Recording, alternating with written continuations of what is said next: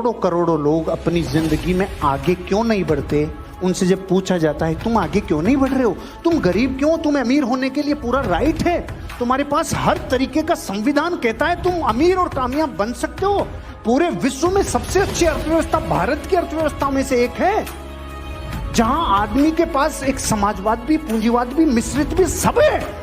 यहां पे कोई भी व्यक्ति प्रधानमंत्री बन सकता है। इस दुनिया के करोड़ों करोड़ों लोग, तजुर्बा कहता है हमारा, अच्छा वक्त उन्हीं के नसीब में आता है जो वक्त को नसीब के भरोसे नहीं छोड़ते।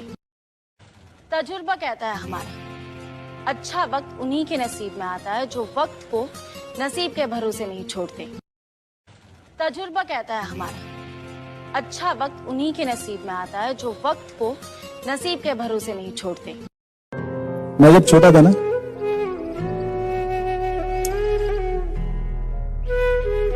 मेरी माँ को मैं देखता था दूसरों के घर में बर्तन धोते हुए।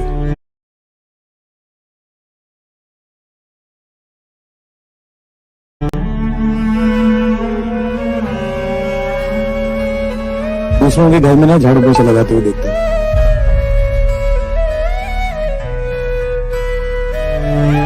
मैं जाता था मदद करने उसकी,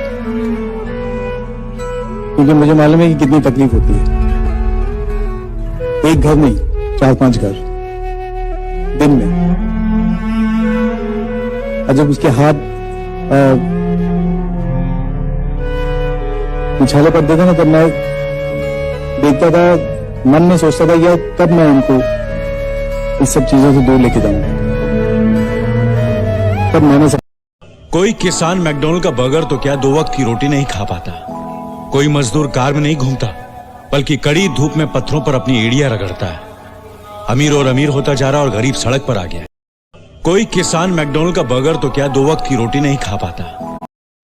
बेटा, जो लोग मेहनत का साथ नहीं छोड़ते, किस्मत कभी उनका हाथ नहीं छोड़ती। यहाँ बैठ के आंसू बहाने से बेहतर है 2 हफ्ते पसीना बहा ले।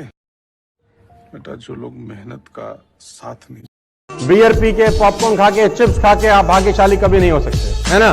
वो कहते हैं कि उसने सारा दिन काम किया, सारी रात काम किया, ज्ञान के ग्रंथ पढ़े और बढ़ता रहा। उसने सारा दिन काम किया, सारी रात काम किया, ज्ञान के ग्रंथ पढ़े और बढ़ता रहा। आगे चलकर जब कामयाब हुआ, लोगों ने साला भाग्यशाली कहा।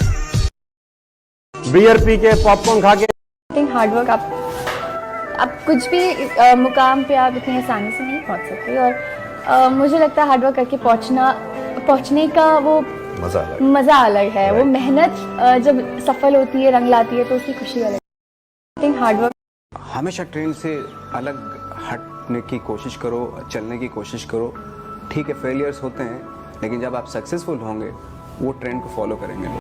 हमेशा ट्रेन से। एक क्लास में एक टीचर आया, उसने हिंदुस्तान का नक्शा दिया बच्चों को और फाड़ दिया और कहा कि जो बच्चा सबसे पहले इस नक्शे को मुझे जोड़ के देगा मैं उसे इनाम दूंगा। एक बच्चे ने 10 सेकंड में वो नक्शा जोड़ दिया।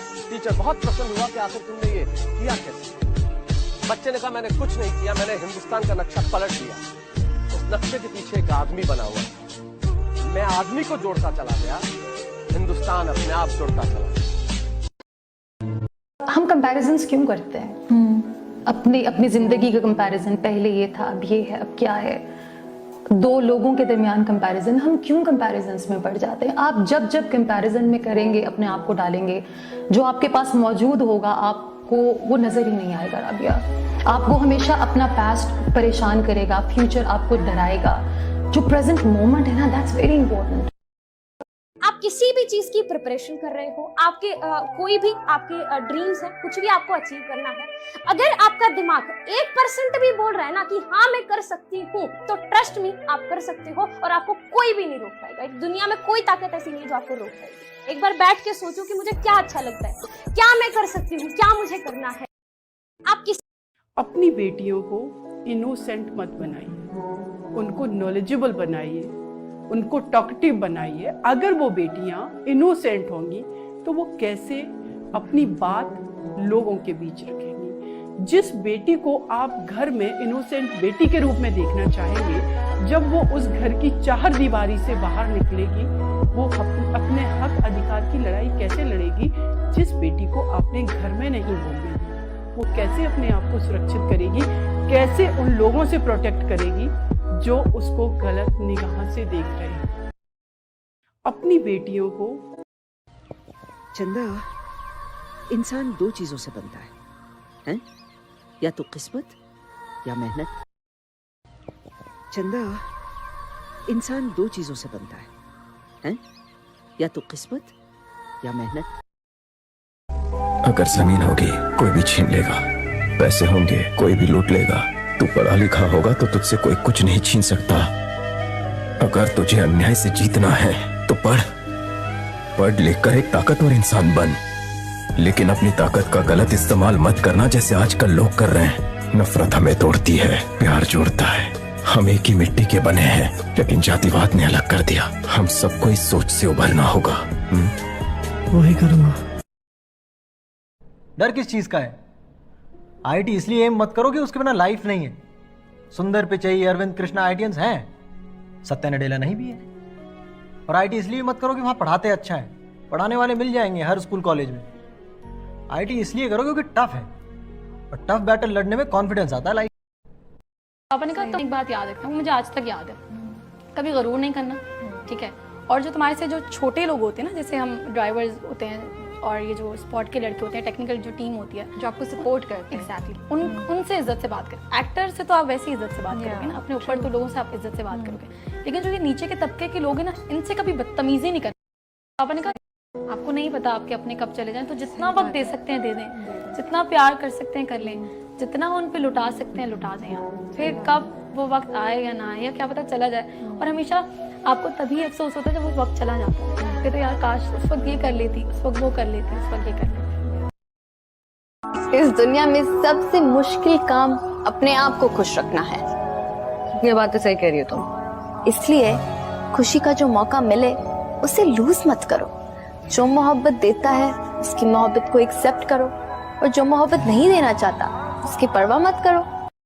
इस दुनिया में आसपास के लोग आ रहे थे मिलने के लिए सोसाइटी, जिनसे हम कोई सजेशन नहीं मांगते, वो फ्री का सजेशन देते हैं और बहुत टॉप का सजेशन देते हैं। और वो आए और सबसे पहला शब्द था बेचारी। लड़की जाते हैं, शादी कैसे होगी? किसी ने तो कह दिया कि अगर करना ही था बॉडी के किसी और पार्ट में अटैक कर दिया होता, चेहरे पे ही क्यों? हाथ काट दिया होता, पैर काट दिया होता, गोली मार दिया होता, जान से मार दिया होता। अच्छा आप लोग एक काम करो, इसको इंजेक्शन लगवा के मरवा दो। ये सोसाइटी ने कहा, पेरेंट्स से। माँ के साथ भी यही होता है, पता नहीं कब घर के किसी कोने में खो जाती है।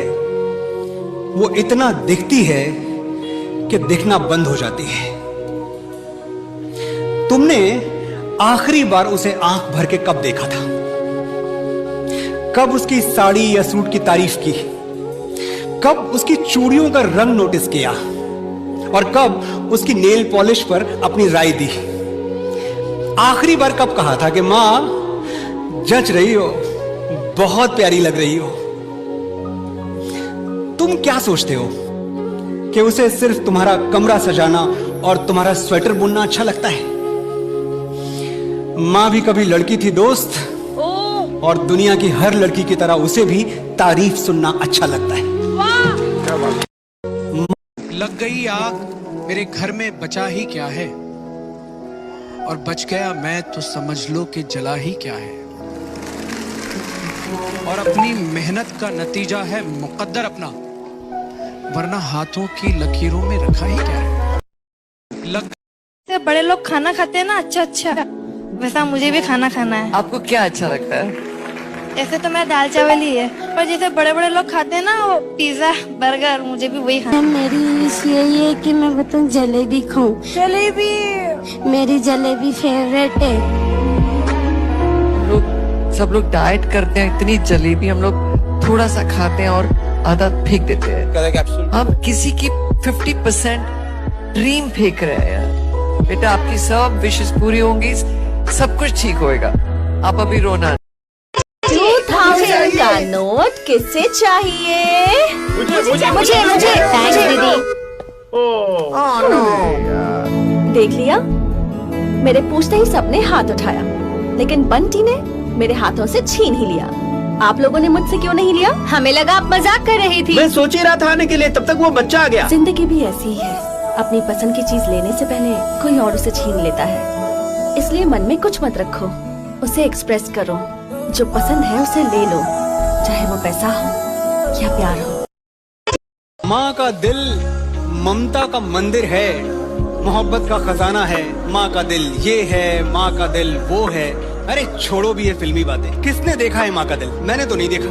हाँ, मैंने उसके हाथ जरूर देखे, वही हाथ जो मेरे लिए रोटियां बनाते हुए कई बार तवे पर जले हैं, वही हाथ जो मेरी उंगलियां थाम के बरसों बरस चले हैं, मुझे लिखना सिखाते हुए जिन हाथों पर पेंसिल की कालिक चढ़ जाती थी, और मेरी शर्ट के बटन टांगते हुए जिन हाथों में सुई गड़ जाती थी, वही हाथ जो तकिया बनकर मेरे सिरहाने सोते थे और मुझे एक थप्पड़ मारकर खुद 10 बार रोते थे। देखो, जरूरी नहीं है तुम्हारा श्रवण कुमार होना, माँ के पैर आंसुओं से धोना, पर जिन हाथों की झुर्रियां तुम पे कर्ज हैं, रोज सोने से पहले वो हाथ चूम के सोना।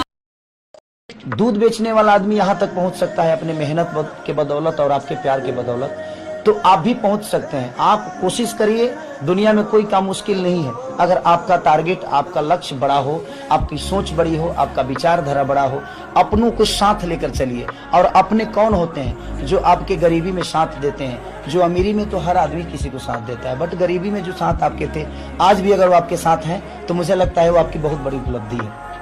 दूध बेचने वाला आदमी